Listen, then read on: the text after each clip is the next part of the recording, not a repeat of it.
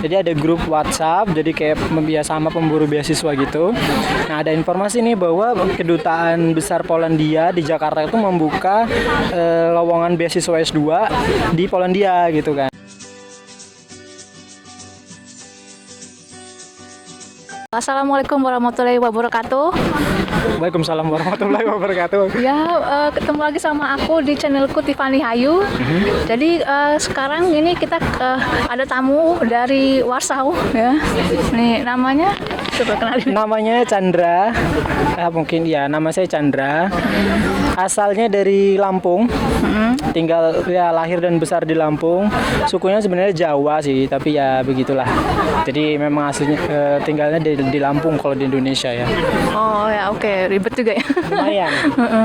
Nah, kali ini kita mau bahas tentang studi di Polandia kayak Sip. gitu. Karena kan Kak Chandra ini udah pengalaman studi S2 dan sekarang lagi S3 gitu kan. Widih, ya. Nah, sebenarnya lebih ke ini sih nanya kenapa milih negara ini gitu. Kenapa Polandia gitu? Oke. Ini kalau mau jujur-jujuran ya. Jadi kalau saya dulu tuh S2 itu memang di Polandia kan pertama kali. Nah, S2 di Polandia itu saya itu angkatan pertama. Nah, di angkatan pertama itu dulu dapat informasi dari grup kan, dari grup WhatsApp kalau waktu itu. Nah, terus ketika saya lihat di persyaratannya tuh kayak cuman dokumen aja seleksinya tuh. Jadi nggak ada wawancara, nggak ada writing atau apa segala macem. Jadi cuman ngirim dokumen, udah tinggal nunggu hasilnya gitu kan. Nah, karena waktu itu saya pikir kayak gampang gitu kan, dokumen-dokumen kayak letter apa proposal riset kayak gitu-gitu saya udah ada lah, karena kayak gitu udah siap.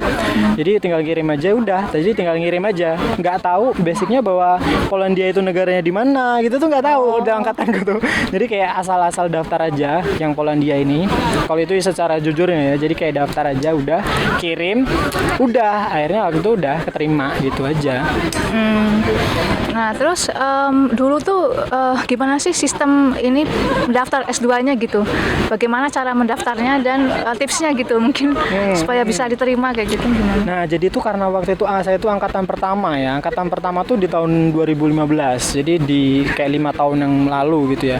Karena angkatan pertama, jadi kayak nggak punya senior. Jadi kita nggak punya panutan, kita nggak ngerti tips dan triknya. Jadi kayak asal kirim aja. Jadi kayak udah kirim, ya udah walau alam dah gitu kalau nilainya entah seperti apa gitu. Jadi kalau waktu itu yang saya lakukan ya kayak ya udah memberikan yang terbaik aja gitu ya, kayak dari CV segala macam kayak gitu. Karena waktu itu saya juga 50-50 karena S1 saya itu juga dari kampus yang nggak gede kan, misalnya kampus swasta kecil. Jadi waktu itu kelebihan saya itu waktu itu saya pernah saya kondisi masih kerja di BUMN. Jadi waktu itu saya cantumkan di situ bahwa saya tuh kerja di BUMN.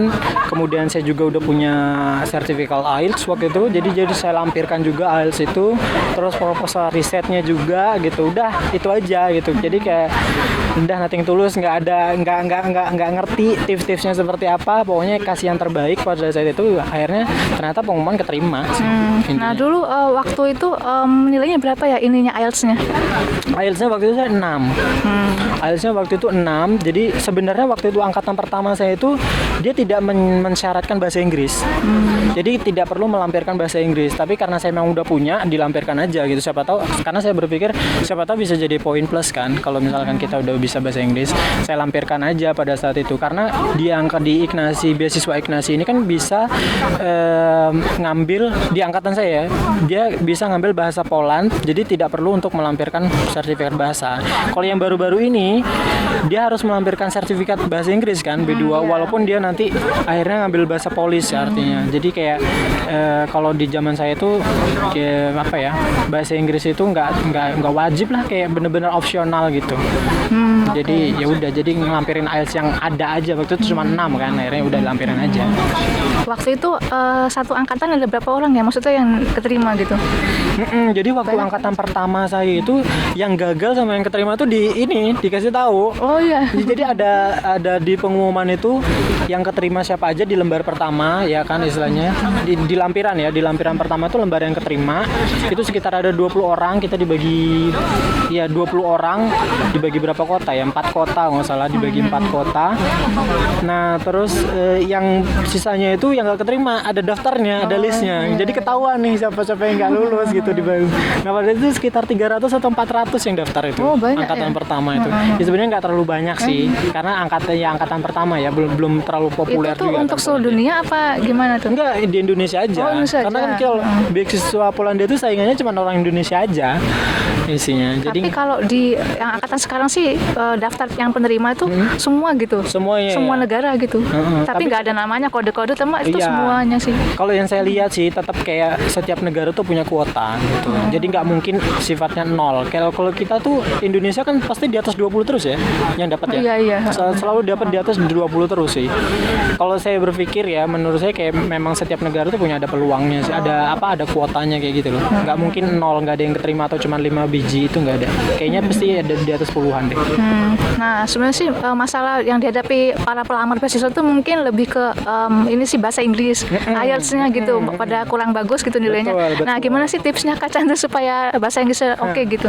Ini memang bahasa Inggris itu memang kayak apa ya, masalah buat kita semua orang Indonesia yang mau daftar beasiswa sih emang gitu. Dulu kalau kasusnya saya itu belajar bahasa Inggris itu kayak ini belajar mandiri. Jadi kayak karena saya tuh tinggalnya di kota kecil dan di kota kecil itu cuman ada satu kursusan yang kursus bahasa Inggris, cuman satu di kota itu gitu, dan kotanya kota kecil kan. Karena nggak ada pilihan lain ya akhirnya kursus di situ kan. Itu SMA kelas 1 kalau nggak salah, SMA kelas 1 karena ada yang saat itu. Karena waktu SMP itu kayak bener-bener nol, bahasa Inggris tuh nol ya SMP itu. Nah terus ngerasa kayaknya perlu nih bahasa Inggris gitu kan. Nah pada saat itu kayak STAN itu ada ujian bahasa Inggris kan. Sekolah kedinasan STAN itu waktu itu ada ujian bahasa Inggris. Terus ada angkatan yang keterima gitu kan. Waktu itu angkatan SMA saya gitu. Ada yang keterima. Terus tesnya itu salah satunya bahasa Inggris. Nah dari situ kayaknya saya termotivasi kayaknya harus belajar bahasa Inggris dari sekarang. Nah jadi SMA kelas 1 belajar di kursusan yang seadanya ya, tingkat level. Jadi belajarnya itu dari alfabet terus tenses kayak gitu, terus ngapalin vocabulary gitu kan. Udah di situ kalau nggak salah 2 semester, jadi kayak nggak salah seminggu tuh 2 kali, terus sambil sekolah kan, pulang sekolah kursus yang itu selama 2 semester. Nah abis itu udah basicnya belajar sendiri, otodidak. Jadi kayak kita, kalau saya itu di kota itu ada perpustakaan daerah kan. Nah itu ada buku bahasa Inggrisnya tuh gratis, yang kayak buku mahal yang terus Baron apa dulu yang itu ya, Baron TOEFL itu. Nah saya tuh pinjem itu terus kayak belajar sendiri, baca sendiri. Jadi kayak udah ngerti nggak ngerti tuh tak bukain tiap hari sampai di sampai kuliah di semester 7 itu masih tetap belajar otodidak. Nah waktu itu sempat ke Pari untuk pemantapan karena mau ngambil tes yang sebenarnya kan, karena tesnya mahal pada saat itu. IELTS itu harganya 2,9 waktu itu. Iya emang. Dan itu saya ngambilnya di British Council di Jakarta. Bayangkan saya dari Lampung ke Jakarta, kalau cuman dapat nilai yang nggak kita inginkan tuh rasanya sedih banget kan. Kita sudah harus istilahnya nyebrang pulau gitu kan, ujian. Makanya waktu itu saya ke Pari itu untuk pemantapan. Terus setelah selesai 3 minggu di Pari, cuma 3 minggu karena itu latihan IELTS saja, nggak kursus sebenarnya, cuma latihan IELTS. Akhirnya dari situ langsung ngambil IELTS, langsung dapat 6. Lumayan sih. Ya. Sih itu. Oke, terus jadi ini ya kuncinya itu tadi lebih sering belajar lah ya, konsisten gitu. Iya, konsisten tuh. Karena tuh kuncinya kan itu ya, kunci untuk keterima beasiswa dimanapun ya, bahasa Inggris kan, apalagi negara asing kan, pasti butuh banget bahasa asing. Nah, aku sekarang mau nanya tentang ini, bagaimana mau Kak Chandra tentang sistem pendidikan di sini gitu. Beda nggak gitu sama di Indonesia gitu? Oh, karena kalau saya datangnya dari kampus kecil ya, jelas beda banget ya. Karena di sini lebih besar, istilahnya negara juga ya menurut saya pendidikannya juga lebih bagus dari kampus saya dulu gitu ya. Kalau misalkan kalau kamu kan dari UI ya, nggak tahu mungkin lebih bagus mana. Tapi kalau dari kampus saya jelas pendidikannya jauh lebih bagus di sini gitu. Dan menurut saya juga walaupun kalau secara jujur kalau mau dibandingkan dengan Eropa lain tuh mungkin nggak terlalu tinggi ya. Tapi standarnya tuh standar Uni Eropa sih, udah lumayan lah gitu. Kalau secara jujur pendidikannya udah lumayan bagus. Oke. Terus ya kan dulu sempat kuliah di mana aja tuh? Ininya kelas-kelas bahasanya maksudnya? Oh iya, jadi dapat beasiswa itu ada kita 3 tahun kan dapat beasiswa itu. Jadi kayak belajar bahasa dulu, bahasa Poland. Jadi dulu konsepnya tuh kayak belajar bahasa dan budaya ngomongnya di tahun pertama itu. Jadi kita belajar bahasa dan budaya pada saat itu selama 1 tahun gitu. Nah selama 1 tahun di Kraków nama kotanya. Jadi memang pertama kali menginjakkan kaki di Polandia itu di kota Kraków itu. Waktu itu tuh di angkatan pertama tuh apa harus 1 tahun, apa bisa setengah tahun kayak angkatan baru gitu?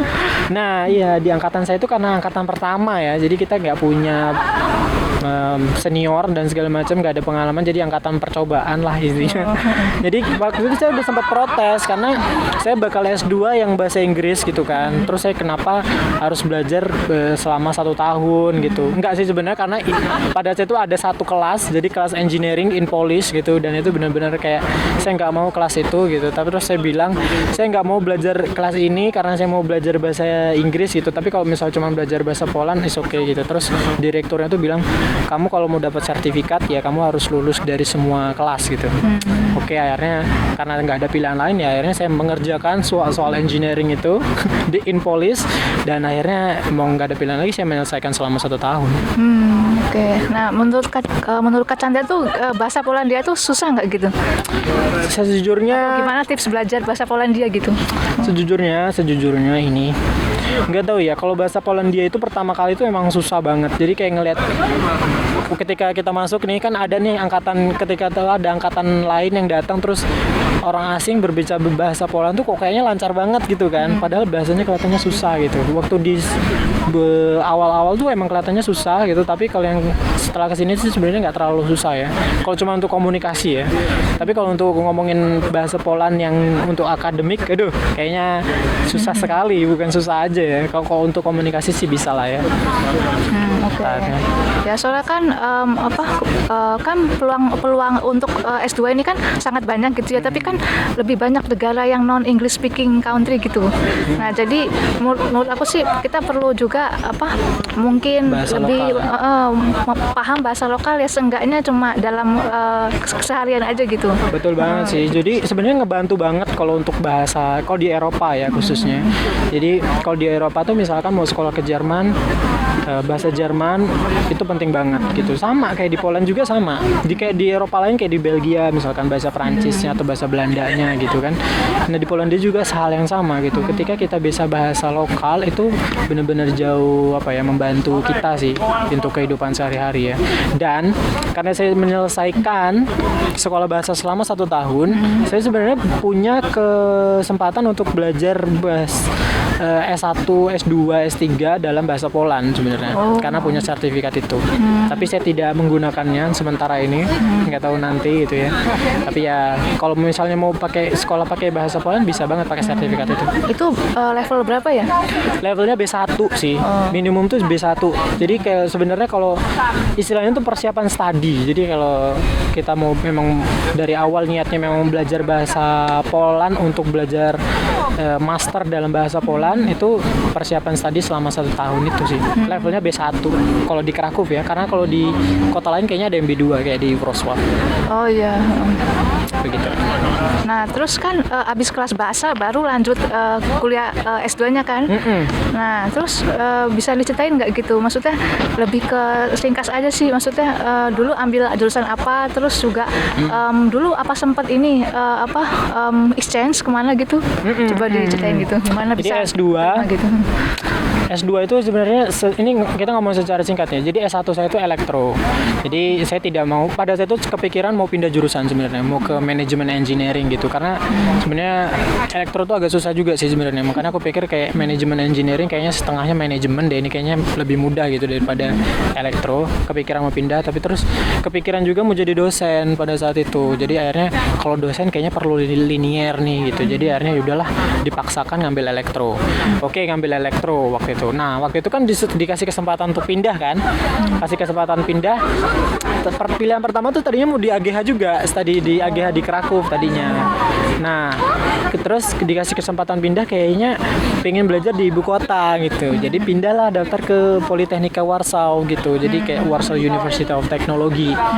Nah, akhirnya sekolah lah S2 di Warsaw, ya kan. Terus waktu itu ada konflik sedikit karena mata kuliahnya ternyata kurikulumnya tuh nggak sesuai gitu. Sama kurikulumnya tuh nggak sesuai dengan yang ada di istilahnya di kurikulum di website site PW itu.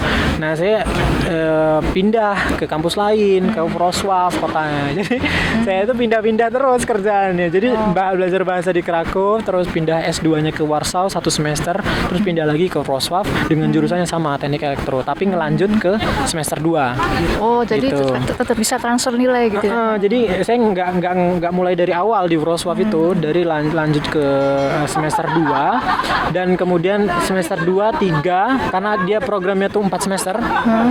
Jadi 2 dan 3 itu saya di Wrocław.